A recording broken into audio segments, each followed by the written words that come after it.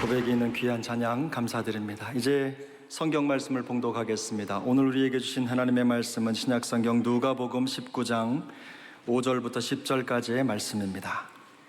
신약성경 128면쯤 됩니다. 오늘 주신 말씀을 한 절씩 교독하겠습니다. 5절입니다. 예수께서 그곳에 이르사 쳐다보시고 이르시되 삭개오야 속히 내려오라.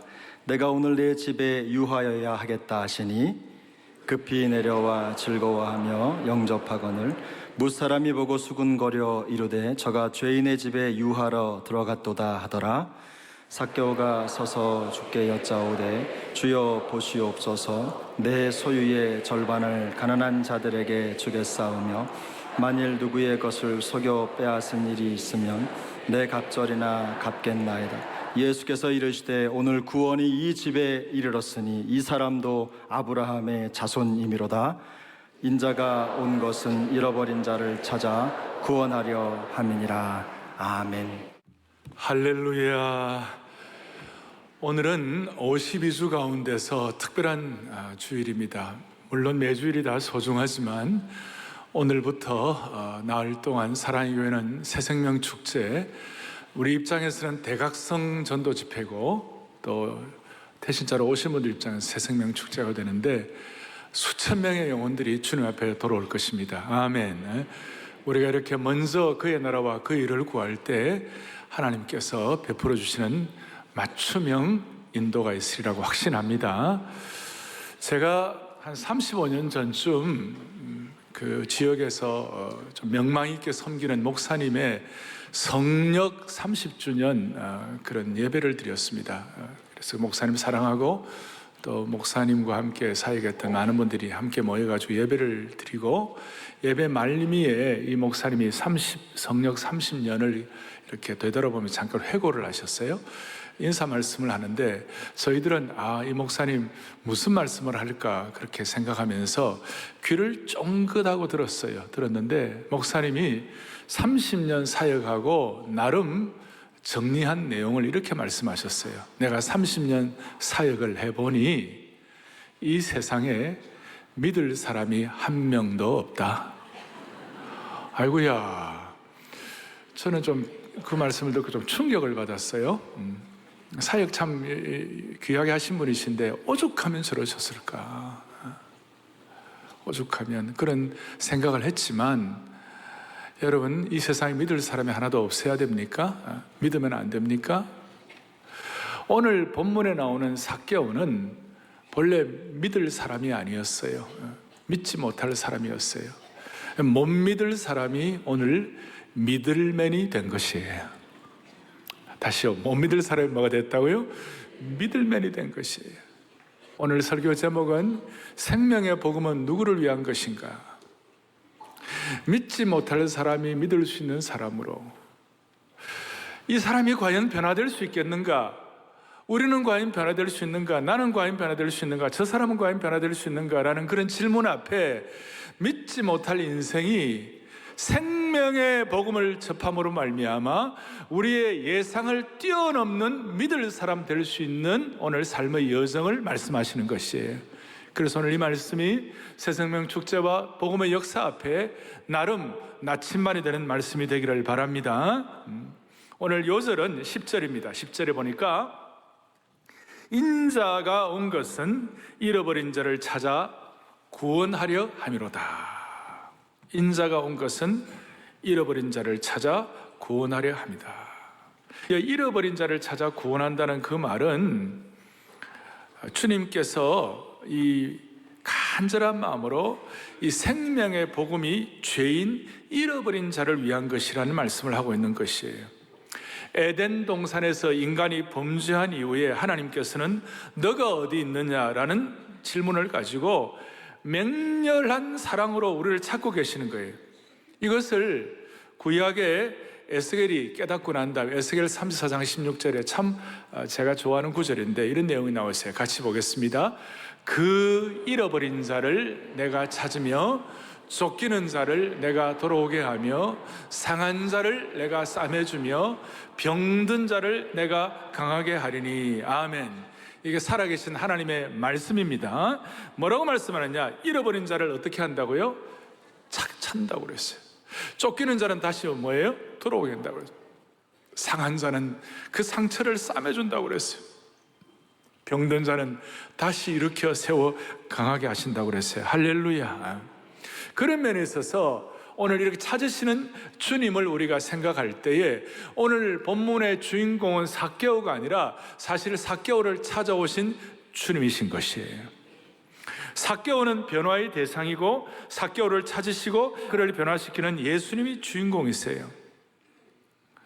우리가 먼저 주님을 찾은 것이 아니라 예수님 먼저 우리를 찾아오셨다는 것이에요. 우리 모두가 죄 가운데 삭개오처럼 타락 가운데 배신 가운데 눈먼 가운데 무지와 죄악 가운데 어둠의 권세와 짝하고 사탄의 권세에 눌려있던 상황 가운데 예수님이 우리를 먼저 찾으신 줄로 확신합니다. 거기에 대한 제가 증거를 몇 가지 드리겠습니다. 5절에 보니까 5절에 예수께서 그곳에 이르사 1절에 보니까 예수님이 여리고성으로 지나가신다고 그랬어요. 거기에 여리고성을 지나가는 이유가 뭐냐면 삭개오를 만나기 위하여. 그리고 주님 뭐라고 말씀하시느냐? 예수님께서 그곳에 이르사 look up. 주님께서 삭개오를 쳐다보시고, 지금 삭개오가 어디 있냐면 돌 무화과 나무에 올라가 있어요. 키가 자그만해가지고 예수님이 온다는 소식을 듣고 예수님은 눈먼 자를 고치시고 병자를 고치시고 귀신을 쫓아내시고 그 소문을 앞에 18장에 있는 내용들을 다 듣고 삭개오가 간절한 심령으로 갈망하는 마음으로 돌 무화과 나무에 올라가가지고 주님 좀 만났으면 좋겠다, 뵀으면 좋겠다 이런 마음을 가지고 올라갔는데 주님께서 삭개오를 향하여 그의 얼굴을 쳐다보시고 삭개오야 속히 내려오라. 내가 오늘 너희 집에 유하여 하겠다. 기가 막힌 말씀이에요. 아마 이 내용을 들었을 때 삭개오의 마음이 철렁했을 거예요. 주님 어떻게 날 아시나? 주님은 이 삭개오가 변화되어야 할 사람임을 아시고 삭개오의 상태를 아시고 난 다음에 주님이 삭개오를 여리고를 일부러 찾아오시고 난 다음 삭개오에 대해서 삭개오야 내려오라. 그리고 내가 오늘 너희 집에 유하여 하겠다. 영어 성경 보니까 I must stay. 내가 정말 간절한 심정을 가지고 내가 강력한 의지를 가지고 내가 너를 향하여 오겠다. 삭개오를 향한 주님의 계획과 삭개오를 향한 주님의 간절한 목자의 심정이 나타나 있는 것이 나무 위로 올라보시면서 그 눈빛을 가지고 삭개오야 내가 오늘 너희 집에 유하여야 하겠다. 이 말은 내가 오늘 너희 집에 유하여야 하겠다는 이 말은 오늘이 너희 날이다, 그 뜻이에요. 다시, 오늘이 누구의 날이라고요? 너희 날이다. 오늘이 나의 날이야. 오늘이 너희 날이야. 오늘이 우리의 날이야. This is your day. 이게 한국말로는 조금 어감이 좀 어떨지 모르겠습니다만은 영어로 보면 오늘이 너희 날이야. 내가 오늘 너희 집에 유하여야겠다. 그동안 너희 생에 수많은 일들이 있었지만 오늘이 너의 정말 중요한 날이야. 왜 오늘 주님께서는 삭개오의 일을 말씀하시고 삭개오의 입장에서 오늘이 나의 날이야, 오늘이 내 날이야 라고 할 수 있었던 이유가 뭘까요? 그 근거가 뭐예요? 삭개오는 본래 여리고성의 앞에 나왔지만 세리장이었어요.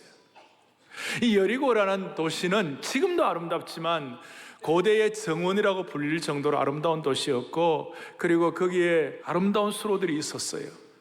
그런데 겉으로는 아름다운 도시였는데 거기에 세리장으로 있었다는 것은 삭개오가 로마 정부와 결탁을 해가지고 세리장이었는데 어느 정도의 세금만 제출하고 나면 자기가 착취하는 그걸 가지고 인센티브를 얻을 수가 있었어요.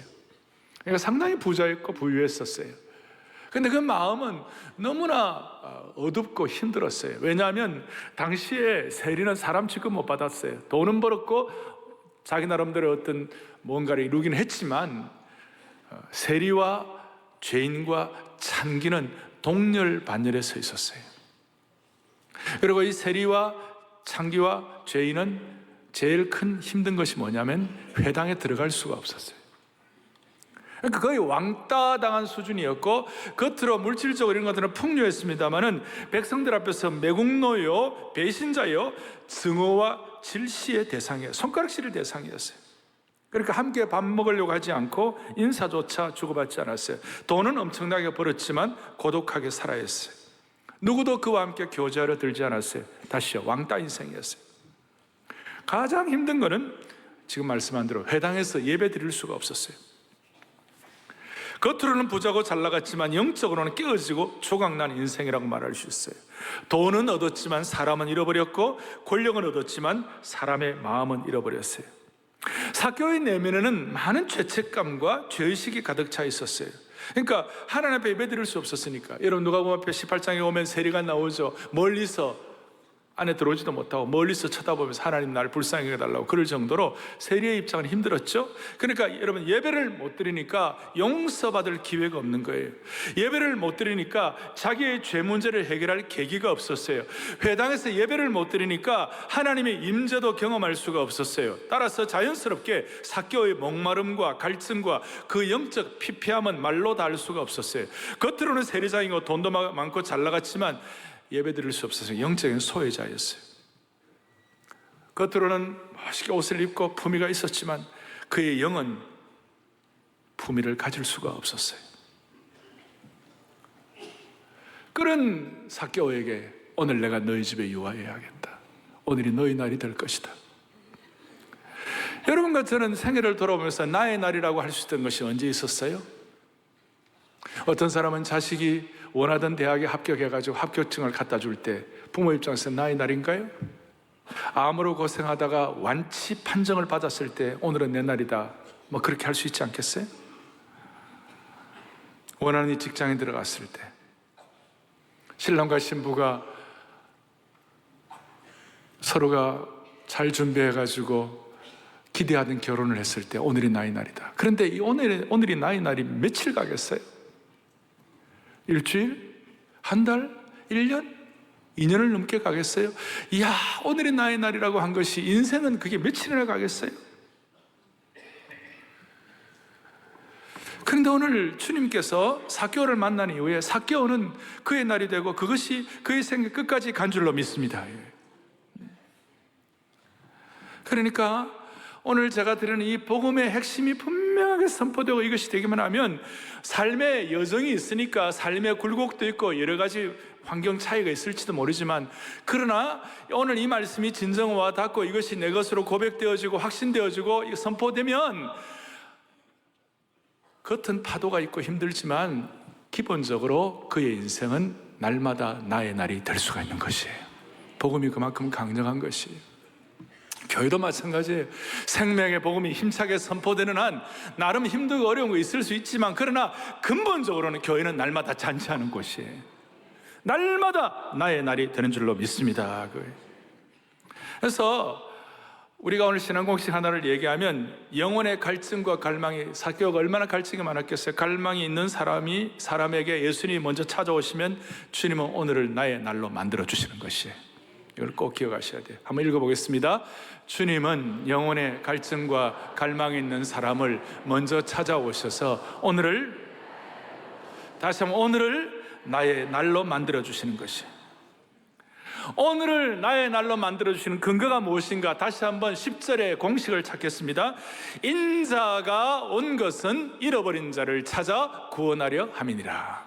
네 단어가 인자라는 단어, 잃어버린 자라는 단어, 그 다음에 찾는다는 단어, 그 다음에 구원이라는 단어.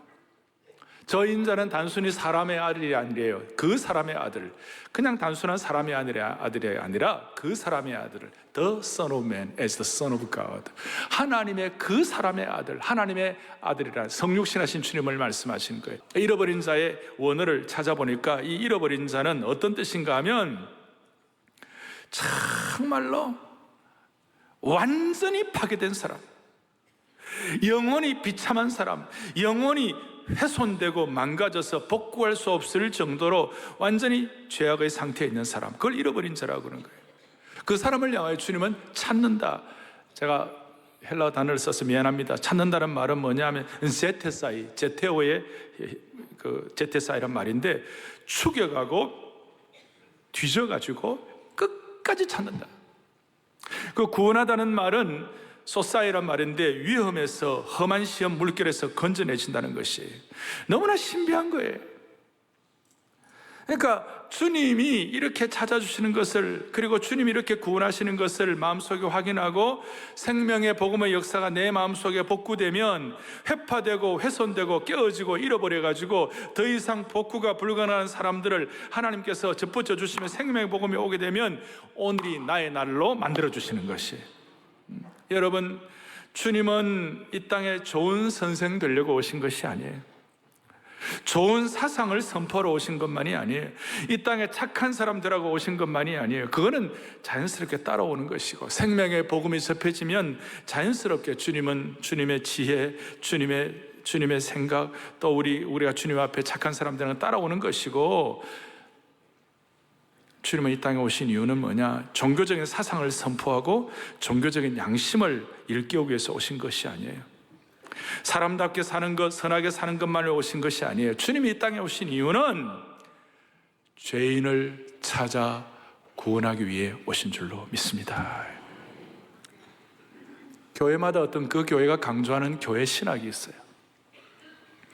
사랑의 교회는 철저하게 지난 41년 동안 우리는 마음의 소원을 한 것이, 우리 교회는 새 생명 잃어버린 자를 구원하는 교회인 줄로 믿습니다. 그리고 잃어버린 자를 구원해가지고 예수님의 제자로 무장될 수 있도록 우리가 양육하고 훈련하는 것이 저희 교회의 사역의 중요한 신학이에요. 다시요, 주님이 땅에 오신 이유는 잃어버린 자, 죄인을 찾아 구원하기 위해 오신 줄로 믿습니다. 이것이 얼마나 중요한지 신약에서는 계속해서 마태는 이것을 깨닫고, 마태도 세리 출신이거든요. 자기가 세리 출신이고 자기가 세리로서 어떻게 살았는지, 세관에서 세리로서 어떤 사람들을 이렇게 착취하려고 하는 그런 생각하고 있었던 자기가 어떻게 구원되는지 그대로 가감없이 있는 그대로 표현을 하고 있고, 또 마태복음 1장에 보면 여러분들 거기에 나오는 4명의 여인 잘 알잖아요. 다말부터 시작해가지고 많은 이방 여인들이 나오는데 거기에 베레스, 세라 나오는데 너무 누추한 얘기예요. 전부 다 있는 그대로, 잃어버린 내용 그대로, 죄인인 것 그대로 망가지고 깨어진 사람들, 스스로 부끄러움을 간직한 사람들, 이런 사람들을 그냥 그대로 다 써놓는 거예요. 이런 말씀을 하는 이유가 뭔가? 그런 차원 때문에 예수님께서는 이 생명의 복음이 누구를 위한 것인가? 마가복음 2장 17절 다 같이 또박또박 같이 보겠습니다. 건강한 자에게는 의사가 쓸데없고 병든 자에게라야 쓸데있느니라. 나는 의인을 부르러 온 것이 아니라. 아멘. 여러분, 죄인을 부르러 오신 주님이신 줄로 믿습니다. 그래서 로마서 5장 6절은 강력하게 바울이 선포합니다. 다 같이요. 그리스도께서도 경건하지 않는 자를 위하여 죽으셨도다. 아멘. 이 내용들을 우리가 마음에 고백하고 확신할진데 이게 너무 감사해가지고 기가 막혀가지고 펄쩍 튈 정도로 축복된 말씀이 되는 것이.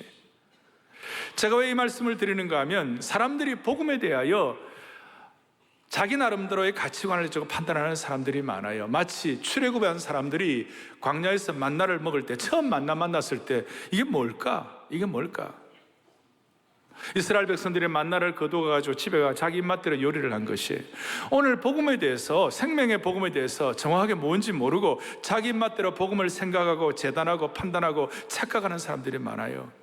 어떤 사람은 복음을 개선된 율법 정도로, 어떤 이는 복음을 행위로 말미암는 행위 구원 체계로, 어떤 이는 복음을 선한 자들을 위한 것으로, 또 어떤 이들은 복음을 삶의 부족한 부분을 채워주는 고상한 인생 철학으로, 그런 것들은 어느 정도 따라오는 수가 있어요. 그러나 성경에서 생명의 복음은 언제나 죄인들을 향한 것임을 선포하고 있는 것이에요.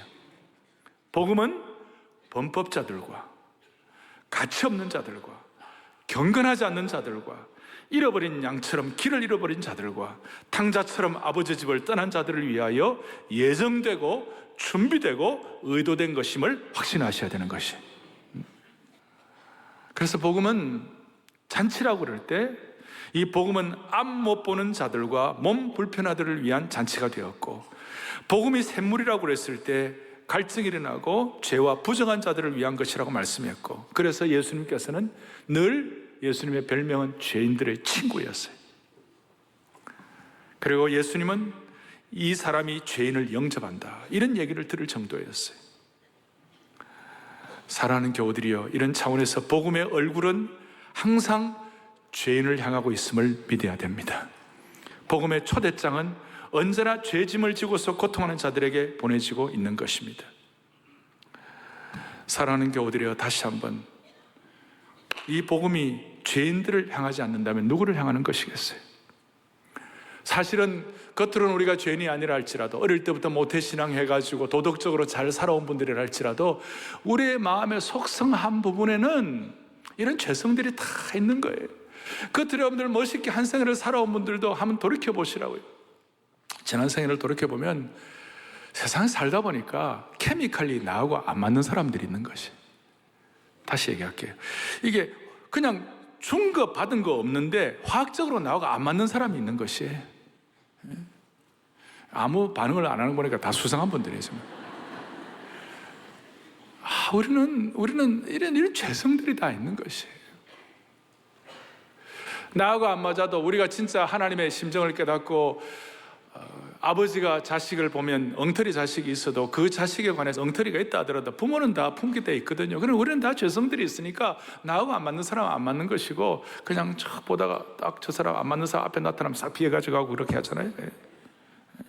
강조합니다. 복음은 죄인들을 위한 것인 줄로 믿으셔야 합니다. 우리의 약한 죄성을 향한 것인 줄로 확신해야 되는 것입니다. 이게 사랑의 교회의 중요한 교회 신학입니다. 그렇다면 이 생명의 복음을 접한 결과가 무엇입니까? 8절에 나와 있습니다. 내 소유의 절반을 가난한 자들에게 주겠사오며 만일 누구의 것을 속여 빼앗은 일이 있으면 네 갑절이나 갚겠나이다. 삭개오는 변화되기 전에는 세리장이었습니다. 그 당시에 세리장은 허가받은 도덕이요 면허증 받은 강도였습니다. 민족을 배반한 매국노였고 백성들의 등골을 빼먹는 사람이었습니다. 이런 사람이 갑자기 내 소유의 절반을 가난한 사람들에게 주겠다, 다른 사람의 것을 탈취한 적이 있으면 4배로 갚겠다. 무슨 말입니까? 돈독 올랐던 사람이 갑자기 박애주의자로 바뀌었습니다. 이기주의에 충만했던 사람이 이타주의의 화신이 되었습니다. 생명의 복음을 접하니까 완전히 드라마틱하게 바뀌게 된 것입니다. 그리고 8절에 다시 한번 보시면 뭐라고 나오냐? 삭개오가 서서 주께 여짜오되 주여 보시옵소서. 앞부분에 서서 왜 섰습니까? 섰다는 말은 헬라어로 보니까 너무나도 감격스럽고 존경심이 있을 때 벌떡 일어나가지고 기립박수하는 것처럼 최고의 존경심을 품은 마음의 자세로 기립해가지고 예수님께 고백하는 거예요. 주님, 한 번만 봐주십시오. 한 번만 저를 봐주세요. 주님, 제가 변화되었습니다 라는 고백을 하고 있는 거예요. 그렇다면 처음 제가 말씀한 대로 세상에 믿을 사람이 있겠나라는 이런 상황 가운데서 생명의 복음이 접붙임되면 주여 보시옵소서라고 주님 제가 변화되었습니다라는 고백을 할 수 있는 그날도 오게 해 주시는 줄로 믿습니다. 그리고 주여 보시옵소서 삭개오가 고백한 이 말 가운데는 예수 믿고 생명의 복음이 접해지고 난 사람들에게는 대체적으로 두 가지 공통된 변화가 나타나는 거예요. 첫 번째 변화가 뭡니까? 주여 보시옵소서. 저를 따라하겠습니다. 주여 보시옵소서. 누구나 예수님을 주님으로 고백하는 것입니다. 예수님을 위대한 성인 정도가 아니라 주님으로 고백하는 것입니다. 예수님을 도덕적인 개선 정도가 아니라 영적 변화를 일으켜주시는 주님이라고 고백하는 것입니다. 나 혼자서 내 인생을 운전하던 사람들이 인생의 핸들을 주님께 내어드리고 인생의 중심에 예수님을 모시는 겁니다. 할렐루야. 삭개오뿐만 아니라 베드로도 동일했고 니고데도 동일했고 바울도 동일했고 한국교회뿐만 아니라 세계교회 영적으로 변화된 사람들 모두는 다 공통적으로 고백하는 것이 뭐냐면 주여 보시옵소서. 여러분, 예수님을 주님으로 고백한다면 수많은 문제들이 해결되지 않겠습니까? 예수님을 공동체의 주님으로 고백한다면, 예수님을 이 사회의 주님으로 고백할 수만 있다면 많은 문제들이 해결되지 않겠습니까? 여러분 다시 한번 따라하겠어요. 예수님은 우리 인생의 주인이시다. 다시 한번요. 예수님은 우리 교회의 주인이시다. 예수님은 이 나라의 주인이시다. 주님이 이 나라의 주인 되어 주셔서 이 나라의 모든 갈등을 해소해 주시기를 바랍니다. 수많은 이론과 방향이 있지만 주여 이 사회의 주인이 되어 주시옵소서. 이게 생명의 복음이 접붙여질 때 나타나는 현상이라고 말할 수 있는 것이에요. 다시 한번 주님이 여러분 가정과 우리 모두의 주인이 되어 주시기를 원합니다. 주님이 주인 되어 주시면 주님의 임재에 민감해지는 겁니다. 주님이 나와 함께하는 것이 최고가 되는 것입니다. 그렇게 해서 6절에 삭개오는 즐겁게 주님을 자기 집에 모셨습니다. 즐겁게 예수님이 자기와 함께 하심을 참으로 기뻐한 것입니다. 매일매일 잔치가 되는 것입니다. 한 번 더 제가 강조합니다. 인생살이는 파도도 있고 여러 가지 곡절이 있지만 예수님이 주인이시다, 생명의 주님을 접붙임 받고 생명의 주인을 통하여 삶의 변화되는 고백을 주님 앞에 하고 이것이 은혜가 되어서 내 삶의 토대가 되면 삶에 약간의 기복은 있지만 기본은 내 삶은 날마다 잔치가 되는 것이, 주일마다 잔치하는 것이, 모든 교회 사역이 잔치가 되는 것이, 이것이 주님이 주인 되었을 때 주시는 축복일 것입니다. 이 사회의 여러 가지 문제들 주님이 주인이시면 해결될 줄로 믿으셔야 하는 것이, 그게 첫 번째 변화예요. 일어서서 기립하면서 삭개오는 고백하고 주님을 향한 주인 되심을 선포하는 것이. 두 번째 변화는 뭐냐? 내 소유의 절반을 가난한 자들에게 주겠다. 사람들의 필요에 민감해진다는 것입니다. 엄청난 변화입니다. 전에는 자기 배만 두드리게 바빴는데 이제는 남들의 필요에 민감해진 것입니다. 소위 물질에 있어서 자기 부인이 일어난 것입니다. 여러분, 돈 좋아하고 물질 좋아하는 것은 모든 인생의 대단한 관성입니다. 다 여기에 대해서 누가 예외가 없죠. 그런데 이런 관성, 이런 물질에 대한 죄의 관성을 거부했다는 것은 자기 부인의 역사가 일어났다는 것입니다. 근데 오늘 누가복음 19장 앞에 누가가 비교를 18장에 보면 누가 나오는가? 부자 관원이 나와요. 18장 저 22절 23절 쭉 보면 그 부자 관원이 선생님 내가 어떻게 하면 구원받겠습니까? 이렇게 예수님이 그 관원을 참 안타까운 마음으로 얘는 물질로부터 자유해야 되는데 그런 마음을 갖고 너 있는 거 팔아서 나를 따르라 그러니까 근심하는 마음으로 그냥 가버렸어요. 주님이 그 부자 관원을 거지로 만들어 갖고 고생시킨 것이 목표가 아니에요. 물질로부터 좀 자유해봐라. 그 자유의 은혜가 얼마나 큰지 한번 맛보라. 그런 주님의 뜻이 있는데 그걸 부자 관원은 깨닫지 못하고 그냥 근심하더니 돌아가 버렸어요. 삭개오는 내 소유의 절반을 가난한 자들에게 주겠다 자유함을 선포하고, 그 다음에 계속해서 8절 뒷부분에 만일 누구의 것을 속여서 빼앗은 일이 있으면 내 값절이나 갚겠다. 그 당시 구약의 율법을 보면 남의 것을 부당하게 착취했을 때는 원금의 5분의 1, 20%를 더 얹어 배상하면 되었어요. 레위기 6장에 나와요. 근데 삭개오는 4배로 갚겠다고 한 것이에요. 당시 기준으로 볼 때는 몇 배나 더 갚은 거예요? 120원 주면 되는데 400원 주겠다는 것이에요. 돈 밝히는 사람에서, 돈에서 자유함을 가진 대단한 역사를 갖고 상식을 뛰어넘는 은혜를 받았어요. 그 다음에 주님께서 기가 막히게 말씀하는 거예요. 오늘 삭개오가 이런 고백을 하니까 9절에 예수께서 서서 이르시되, 그 다음 뭐라, 오늘 구원이 이 집에 이르렀도다. 할렐루야. 삭개오가 이런 고백을 하니까 주님께서 야, 너 정말 좋은 아이디어야, 너 정말 잘했어, that's good 이렇게 말한 것이 아니에요. 너 정말 잘했다, 괜찮다, 이 정도 말씀하신 것이 아니에요. 이런 고백을 하니까 주님 뭐라고 말씀하시는가? 오늘 구원이 이 집에 이르렀도다. 할렐루야. 오늘 구원이 이르렀다. 좋은 생각 정도가 아니에요. 구원이 이르렀도다. 삭개오의 마음속에 하나님의 영광을 위하여, 남들을 위하여 물질을 사용하겠다는 그 열정 보시고 구원이 이곳에 이르렀도다. 삭개오가 변화된 것입니다. 소유권에서 물질에 대해서 변화된 것이. 삭개오가 이렇게 깨달았어요. 부유한 것은 죄는 아니지만 내가 부정하게 모은 것은 죄라는 것을 깨달았어요. 그 다음에 또 하나 제가 짐작하고 깨달은 것이지만, 죽을 때 부자인 것도 죄라고 생각했어요. 여러분, 부유한 것은 죄가 아니에요. 하나님은 물질로 들 은사를 주셨으니까.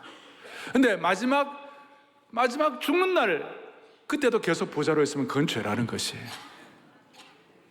알 사람만 알도다. 근데 문제는 내가 죽을 날을 모르는 거예요, 지금. 그러니까 예비를 해야 되는 것이에요. 삭개오는 변화되고 난 다음에 생명의 복음을 접해보니까 새로운 부에 대한 기준이 생긴 것입니다.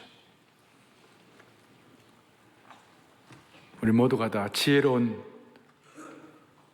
청지기가 되시기를 바랍니다. 그 다음은 결론인데, 제일 좋은 건 뭐냐? 삭개오의 변화의 결과가 나타났어요.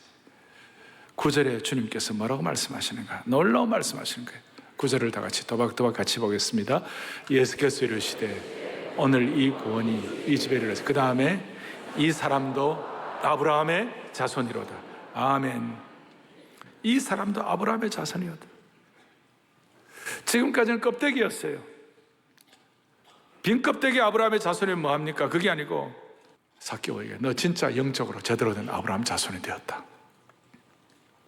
아브라함 자손이 되었다는 것은 영적 변화를 경험하고 이제 새로운 차원으로 올라가는 건데, 이걸 나중에 바울이 갈라디아서 3장에 깨닫고 난 다음에 뭐라고 말씀하시는가? 갈라디아서 3장 7절을 보죠. 그런즉 믿음으로 말미암은 자들은 아브라함의 자손인 줄 알지어다. 여러분, 믿음으로 우리가 아브라함 자손 된 줄로 믿습니다.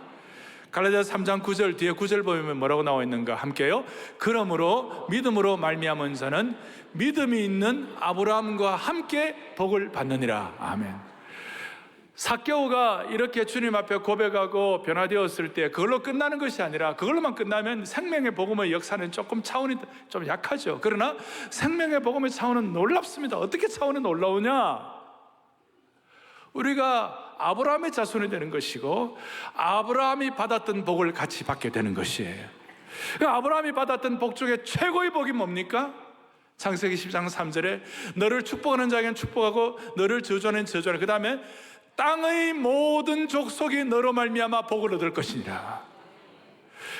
삭개오의 변화는 단순한 삭개오의 변화로 끝나는 것이 아니고 구원의 은혜가, 생명의 복음의 능력이 그에게 접해지게 되니까 무슨 축복이 일어나느냐? 아브라함의 자손이 되고 아브라함이 받았던 복을 같이 받게 되는 것이에요. 아브라함이 받았던 복의 최고의 정점은 땅의 모든 족속이 너를 인하여 복을 얻을 것이니라 하신지라. 우리식으로 말하면 글로벌 크리스천이 되는 것이, 세계를 품는 그리스도인이 되는 것이, 내 한 몸 가누기도 힘든 인생길 가운데서 희한하게도 하나님께서 이 생명의 복음이 접해지면 세계를 품는 그리스도인 될 수가 있는 것이에요. 이러니까 잔치를 안 할 수가, 마음의 잔치를 안 할 수가 없는 것이에요. 죄인이 세계를 품는 그리스도인이 된 것이에요. 죄인이 복음으로 변화를 받으니까 사명자가 된 것이에요. 그래서 오늘 공식 두 번째 같이 읽어보겠습니다. 생명의 복음은 죄인을 세계 비전을 품은 영적인 아브라함의 자손으로 만든다. 아멘. 계속 복음은 죄인을 사명자로 만든다. 할렐루야. 복음은 죄인을 사명자로 만든다. 오늘 이 복음의 은혜가 남김없이 우리 온 성도들, 별관에 있는 모든 분들에게 주어지기를 바랍니다. 한국 사회는 갈등 구조가 심합니다. 이걸 해결할 수 있는 방도는 우리 모두가 다 영적인 아브라함 자손이 되는 데 있는 것입니다. 영적인 아브라함 자손이 되면 사명자가 되고 세계를 품을 수가 있습니다. 우리 한국 민족사를 연구하는 분들 가운데 대체적으로 한국 민족의 역사 가운데 가장 국군이 융성했던 때가 언젠가 세종치세라고 말합니다. 세종치세는 그때 왜 그랬을까? 집현전을 통하여 천하의 인재들을 모아가지고 그 세종치하에서 융성했다.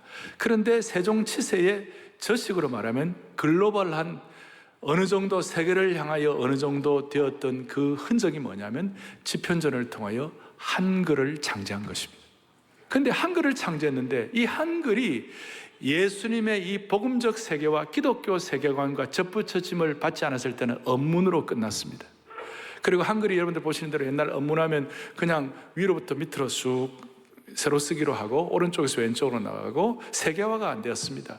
지금 읽어보면 우리가 잘 읽을 수도 없는 그런 글이었어요. 그런데 이 한글이 복음과 접붙여지니까, 생명과 접붙여지니까 존 로스라는 선교사님이 이 한글을 세계화시켜야 되겠다는 마음을 가지고 이 오른쪽에서 왼쪽으로 가는 그걸 왼쪽에서 오른쪽으로 갈 수 있도록 만들고, 그 다음에 한글은 옛날에 띄어쓰기가 없이 그냥 쭉 이어져가지고 무슨 말인지 모를 정도로 지금 읽는 사람들 못 읽습니다. 그런데 이걸 영어식으로 띄어쓰기를 한 거예요. 그러니까 한글이 복음과 접붙여졌을 때에 세계화된 글이 된 줄로 믿습니다. 이거예요. 지금도 중국 사람들 한자 가지고 이렇게 한자 문자 보낼 때 그 중국은 글자를 가지고 보내야 되는 거예요. 그런데 우리는 다다다다다다 엄지족들 차차차차 해가지고 한글로 기가 막히게 보내는 거 아니에요? 세계화된 거예요 지금. 뭘 말씀드리려고 하는가 하면, 죄인인 우리가 생명의 복음을 접붙임 받으면 아브라함의 자손이 받은 복을 누릴 수가 있다는 것이에요. 지금 힌두교를 믿는 사람들, 저 인도 같은 데 가면 왜 힌두교가 그렇게 기독교를 박해하는지 아십니까? 왜 이슬람이 그렇게 기독교를 박해하는지 아십니까? 우리가 진정 아브라함의 자손으로서 아브라함이 받았던 복을 그들은 싫어하기 때문에 그런 것이에요. 무슨 말인가? 인도의 힌두교의 기독교가 제대로 생명의 복음의 접붙임을 받으면, 예수를 믿게 되면 인도의 카스트 제도가 무너지는 거예요. 그러면 하층민 노예들의 인권이 회복되는 거예요. 그렇기 때문에 그 사람들 생각에 농과 밭은 누가 갈 것인가? 그래서 복음이 들어오지 못하도록 그렇게 선교를 방해하고 그렇게 하는 것이에요. 오늘 생명의 복음을 통하여 모두가 다 아브라함의 자손들이 받았던 축복을 받아 누리기를 원합니다. 이 기회를 놓치면 안 되는 것이. 말틴 루터가 뭐라고 얘기했는가 하면, 만일 누구도 복음에 대해서 듣지 못한다면 예수님이 1000번을 더 돌아가신다 하더라도 무슨 의미가 있겠는가? 예수님이 100번 1000번을 돌아가신다 하더라도 이 복음을 듣지 못한다면 무슨 의미가 있겠는가?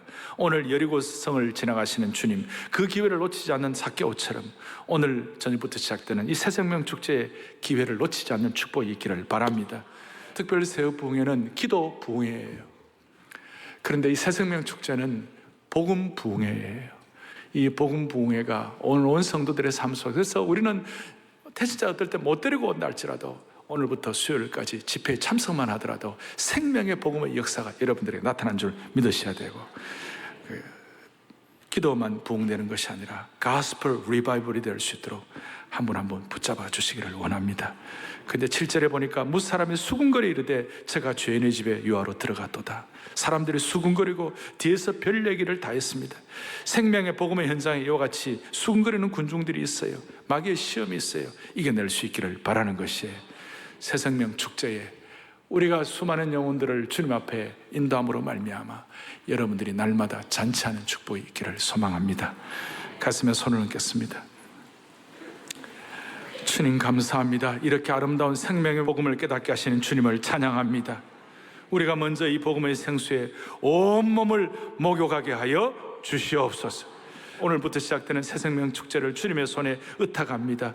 매 시간마다 복음의 능력이 선포되는 강단 되게 하여 주시기를 소망합니다. 이 강단에서 그리스도의 보혈이 뿜어져 나오게 하여 주시옵소서.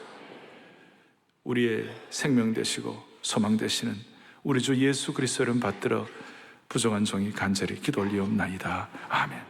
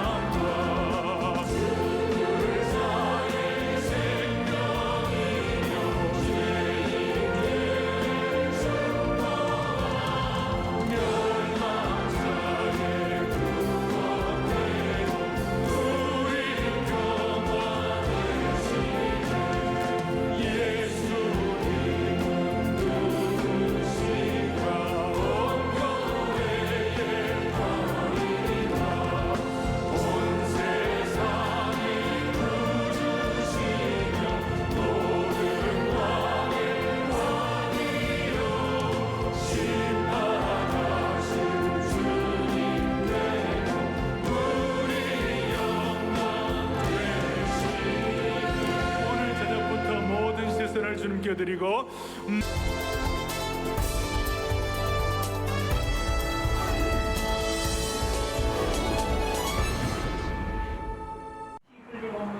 지난달 29일 주일 예배를 드린 성도들이 함께한 가운데 사랑글로벌 광장에서 대북의약품 지원 전달식이 진행됐습니다. 사랑광주리 이사장인 오정현 담임 목사는 하나님의 시간인 카이로스의 시간에 피 흘림 없는 통일, 후유증 없는 통일이 이루어지길 기도하자고 당부했고, 사랑광주리와 성도들을 대표해 의약품을 후원한 제약사에 감사패를 전달했습니다. 고혈압 및 당뇨 치료제와 항생제 등 20여 종 3톤 분량, 총 50만 달러 상당의 의약품은 중국을 거쳐 북한에 전달될 예정입니다. 북한 환우들에게 의약품이 전달될 때 복음과 예수 그리스도의 사랑도 함께 전해져 건강이 회복되고 북한 지하교회 성도들의 간절한 기도가 응답되어 함께 예배드리는 날이 허락되기를 소망합니다.